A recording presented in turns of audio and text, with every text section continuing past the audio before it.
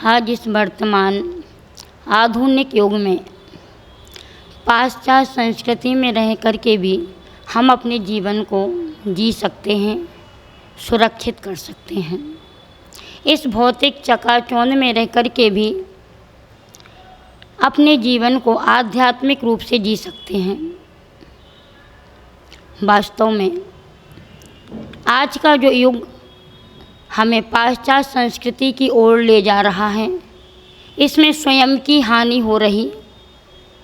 अब इस हानि से हमें अपने जीवन को बचाना है तो सर्वप्रथम अपने जीवन में, अपने मन में प्रश्न खड़ा करें कि वास्तव में हम इस मानव पर्याय में आए, मानव पर्याय में आकर के हमें क्या करना है, अभी हम क्या कर रहे हैं, हम अपने जीवन को किस प्रकार से व्यतीत कर रहे हैं।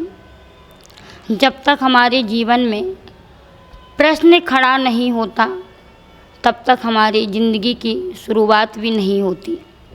सर्वप्रथम हमें यह प्रश्न खड़ा करना चाहिए कि हम अपने जीवन को कैसे धार्मिकता के साथ व्यतीत कर सकते हैं, किस प्रकार से अपने इन पलों को उत्तम बना सकते हैं। पहले हमें कुछ अच्छा काम करना चाहिए। आपके मन में प्रश्न खड़ा होगा कि अच्छा काम क्या करें। सर्वप्रथम आप प्रातःकाल ब्रह्म मुहूर्त में सो कर के उठिए। ब्रह्म मुहूर्त का मतलब होता है कि सूर्योदय से 2 घड़ी पहले उठ जाना। 1 घड़ी 24 मिनट की होती है। ब्रह्म मुहूर्त में उठने से हमारे अंदर जो बैठा हुआ ब्रह्म है, परमात्मा है, वह भी उठने का प्रयास करता है। अगर हम प्रातःकाल सोकर के जल्दी उठते हैं तो हमारे लिए जो सात्विक ऊर्जा है उसकी प्राप्ति होती है, क्योंकि ब्रह्म मुहूर्त में उठ कर के सभी दिगंबर जैन संत, सभी महान पुरुष उस समय उठ कर के ध्यान करते हैं, स्तुतियाँ करते हैं, आराधना करते हैं और उनकी प्रशस्त बरगणाएँ सर्वत्र विचरण करती हैं। उनकी प्रशस्त बरगणाओं से हमारे मन पर भी अत्यंत प्रभाव पड़ता और जब हमारा मन धार्मिकताओं से ओतप्रोत हो जाता है, स्तुतियों से भर जाता है, तो हमारा पूरा दिन आनंदमय व्यतीत होता है। किसी नीतिकारों ने भी कहा है कि प्रातःकाल 4 से 5 के बीच में उठने वाला देवता के समान होता है, 5 से 6 के बीच में उठने वाला मनुष्य के समान होता है, 6 से 7 के बीच में उठने वाला जानवर के समान होता है, एवं जो 7 के बाद सोकर के उठता है वो महाराक्षस कहलाता है। अब आप अपना निर्णय कर सकते हैं कि आप इनमें से क्या हैं।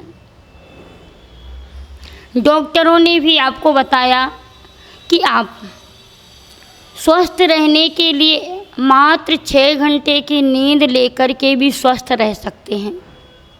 अगर हम प्रतिदिन रात्रि में 10 बजे सोते हैं और प्रातःकाल 4 बजे उठ जाते हैं तो नियम से हमारा शरीर भी स्वस्थ रहता है एवं हमारा मन भी प्रसन्न रहता है। मात्र हमें जागरूकता लाना है। जागृत अवस्था में जो भी क्रिया की जाती है तो नियम से उसका फल मिलता है। अब आप सोच रहे होंगे या सोच सकते हो कि इतनी जल्दी प्रातःकाल उठ कर के क्या करें। तो प्रातःकाल उठ कर के आप सर्वप्रथम अपने दोनों हाथों को जोड़ें, दोनों हाथों को मिलाएं, वज्र आसन में बैठ कर के आप अपने दोनों हाथों को मिला कर के जब आपकी हृदय रेखा दोनों हाथों की मिल जाती है तो एक अर्धचंद्राकार बन जाता है।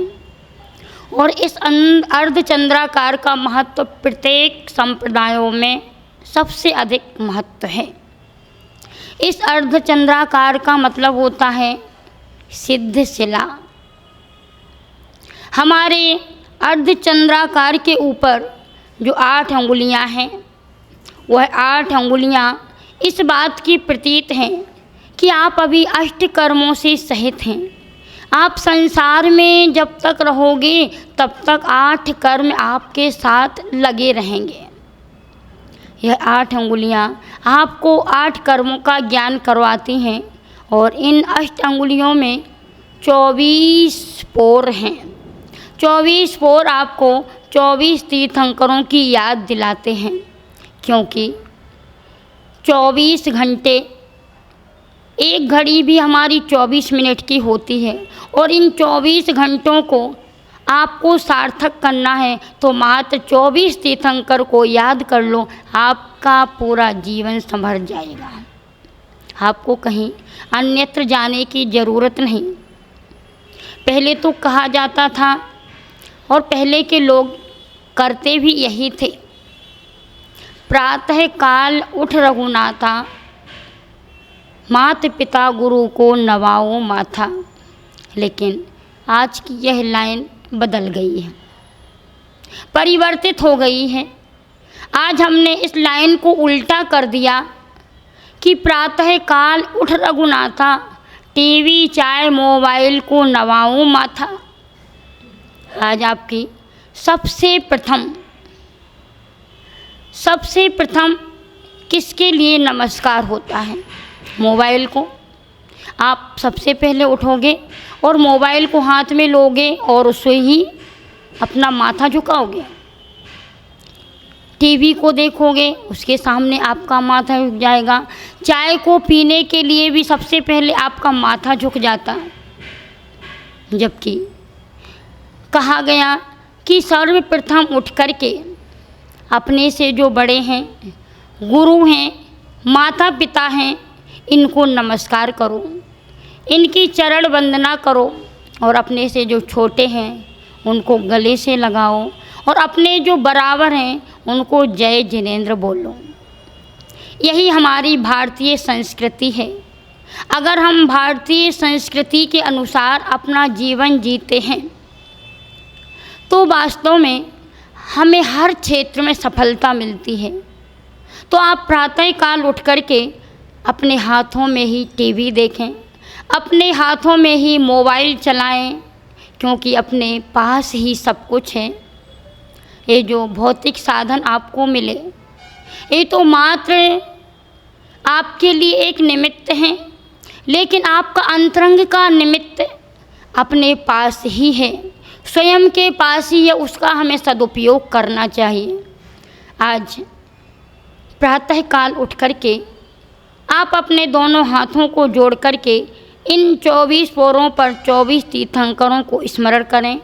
इसके बाद मध्य में सरस्वती देवी को याद करें और कर भाग में अर्थात भगवान को या लक्ष्मी को याद करें।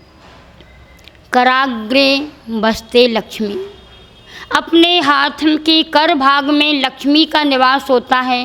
कर मध्य सरस्वती, कर के मध्य में सरस्वती का निवास होता है। एवं कर मूले तो गोविंदा, अर्थात कर के मूल भाग में भगवान का वास होता है।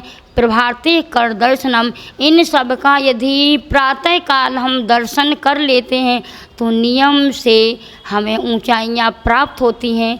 हमारा जो जीवन अभी मात्र पतन की ओर जा रहा है, हमारी प्रत्येक क्रिया प्रातःकाल से उठकर के रात्रि के समय तक हिंसाजन्य होती है।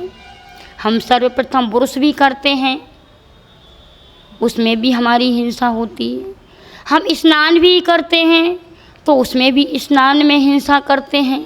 भोजन भी करते हैं तो भी स्नान अर्थात हिंसा होती है। प्रत्येक क्रिया हमारी प्रातःकाल से लेकर के हिंसा युक्त चलती रहती है। अब हमें अपने इस जीवन से थोड़ा ऊंचा उठना है, अर्थात अहिंसा की ओर दृष्टिपात करना है। अहिंसा के साथ यदि हम अपने जीवन को जिएंगे तो नियम से हमारा जीवन सफल बनेगा। तो आप सभी से मैं यही कहना चाहती हूँ, मेरी गुरु माँ भी हमेशा यही कहती हैं कि यदि हम प्रातःकाल उठते हैं तो हमारा शारीरिक एवं मानसिक तनाव भी दूर होता है। तो आप सभी प्रातःकाल 4 से 5 के बीच में नहीं तो कम से कम 6 से 7 के बीच में अवश्य उठ जाएं और अपनी ज़िंदगी को संभालें। इसके बाद आपको उठ कर के क्या क्या करना है इसकी चर्चा मैं आपसे पुनः कल करूँगी। इसी भावना से बोलिए परम पूज्य भारत गौरव गणनी आर्य का गुरु माँ विज्ञा श्री माता जी की